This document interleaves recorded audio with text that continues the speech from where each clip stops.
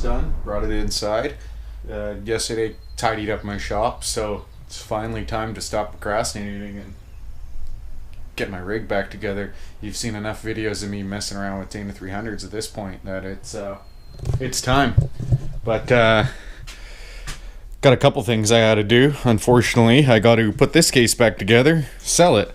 I gotta pull that case apart, then I gotta pull that case apart, and then I gotta take the parts out of that one, put them in that one.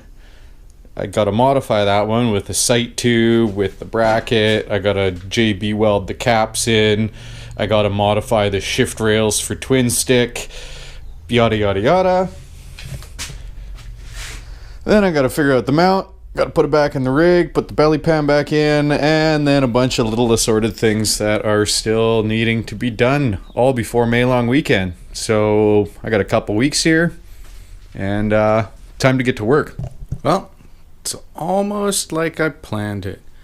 Dana 300's in there, kind of half-ass clamped down. Just need a spacer. For those of you who watch, well, old bump stop. Mint. So, first press on the new press. We'll see how she goes here.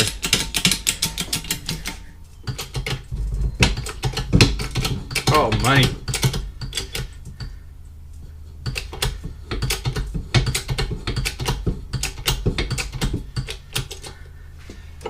Bingo.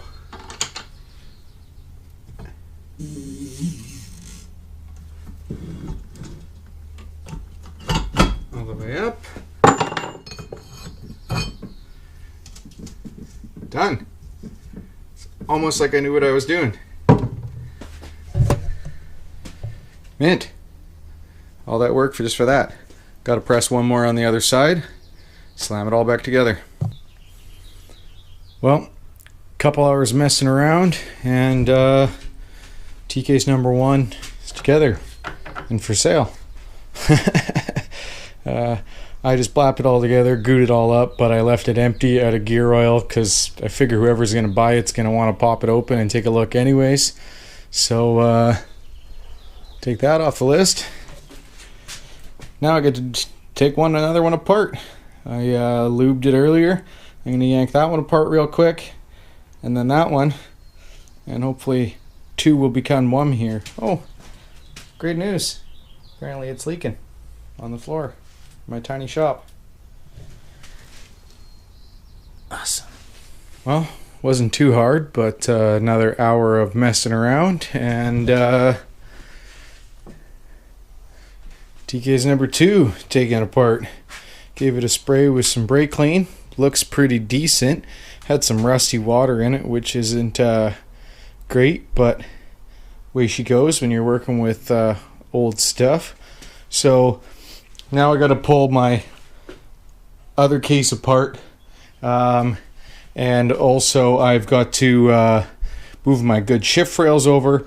I got to drill another sight tube. I have to get my truss mocked up, and also I run a flipped case upside down, and I was popping shift rail caps off, so I actually end up taking them out and JB welding them because they end up full of fluid, and then when you shift they just pop out and you end up dumping all your fluids at the end of the day on the trail. So JB weld those, sight tube, truss, shift rails, and we'll put her back together just like that. Not even gonna bother painting it because well, hope it lasts longer than the old one, but the way things are with me, I'm not going to waste the time with painting it. Not that I didn't check this time, but this is what it was all about. Remember on the other case, this bolt was over here because it's the short rear output version. Output's only 3/8 of an inch difference, but that's what it's all about. So this is my new truss that's hopefully going to keep my case from splitting in half right there. I'm going to have to clearly clean this up a bit because a little big, but mint.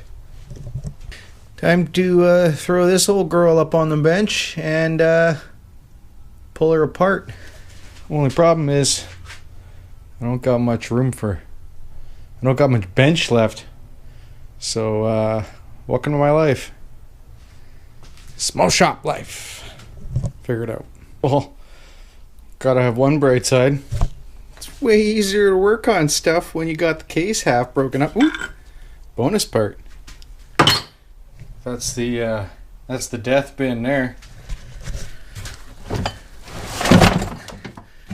Shocks, shafts, oil pans, D300 parts, U-joints, more D300 parts, more D300 parts, more D300 parts, alternator, hub, diff cover. It's an expensive box. Pulled apart both cases.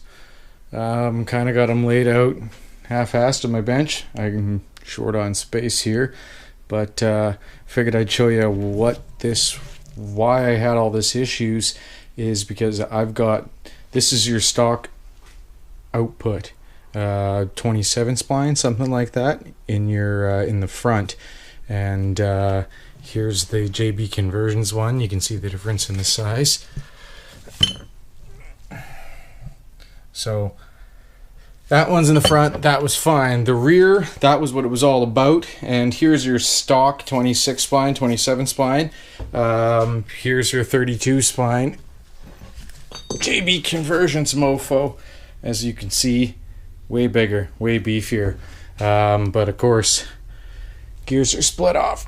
So next up, I gotta take the good, combine with the good, put them all back in the new case, and we're moving forward. Today in the T-case factory, it's time to put my new case together. Here's my mount. The 32 spline output is quite a bit bigger than a stock one, so I had to do a bunch of grinding. I don't really like how close I am here, so I might actually put a little bit of weld on there. I'm not sure yet.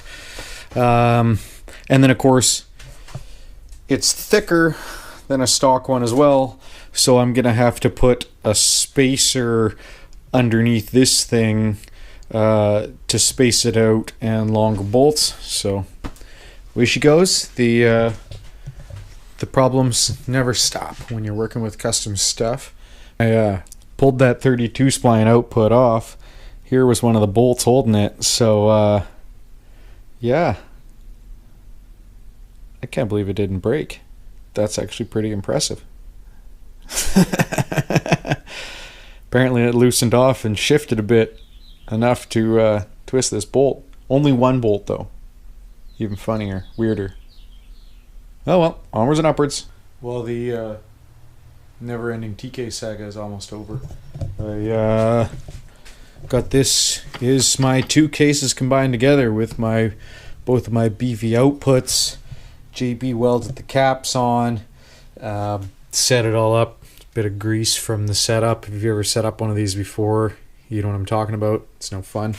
I was gonna put a sight tube in. My old sight tube was right here, but my new truss goes right there. So I'm gonna have to figure something else out if I'm gonna do a sight tube, and to make myself a cover here. I'm gonna make myself a spacer because the JB Conversions flange is quite a bit thicker than here. I'm thinking I'm just gonna take cover number 2, cut a hole in the middle of it, sandwich two of them together, and that'll space it up. And put that back on. And then I gotta cut those two bushings off of there, scab them onto my new truss, and lift this heavy cocksucker under my rig. So getting there. It's been a pain in the ass, but I am happy with how it's looking. Tossed some paint on the truss and on my cover, let it dry overnight, and now I've cut off. The old mount used to be here, and I've cut it off. I've moved it over to there. Haven't put it in the rig yet. Burned it all in, hoping for the best. It should be good. So next step, lift this big heavy bastard into there, bolt it up, and then put the belly pan back in, and hopefully it's almost time to make vroom vroom noises. Got her all strapped in my half-ass tranny jack. So See how she goes here. This is the actual first time I've ever actually tightened up all the bolts, so we'll see if she falls off or not. Good news is I got the G-case in. Everything bolted up okay. It's a little bit tighter now with the new truss and new way I have it mounted, but got her all in, got her figured out. Went to go flash it up and my Optima yellow top is dead, like 0 volts dead. So it's on the trickle charge right now. It's got like 3.5 volts. Hopefully that doesn't mean it's dead. Hopefully it'll come back. But just like when I put my rig in here without the T-case working, during all of my messing around today, I ended up scooting forward a little bit. And once again, it's dead. And I can't close the door. So now I got to try to push it backwards into the shop so I can close the door and let it sit on the trickle charger overnight. And hopefully the next time I do any filming here, I'm going to be out wheeling. So stay tuned. Well, after I tried to flash it up the other day, my red top battery was pooched. So I ordered a new one. Just threw it in. She runs good. While I was underneath putting the T-case back in, I noticed one of my lower rad hoses is buggered. Big crack in it, so I ordered another one. About to put it in. It's just draining the water here and realized this is still river water. I filled that out of like a little creek stream when I overheated a while ago doing some backcountry wheeling, and apparently I never put any coolant back in there. So at least I don't have to worry about getting rid of it, but it's not the cleanest looking water that's coming out of my rig. Here's why I'm replacing that hose. When I was underneath putting the T-case back in, I could see this big huge split right as it came off of the fitting. Looking pretty ugly in there. Could be due to all of the river water that I like to run in my rig. But yeah, that hose isn't too nice. So, got a new one. I'm gonna cut that one down. We'll switch this rad hose out, fill it full of coolant, tidy up the lights, and we're ready to go back out wheeling.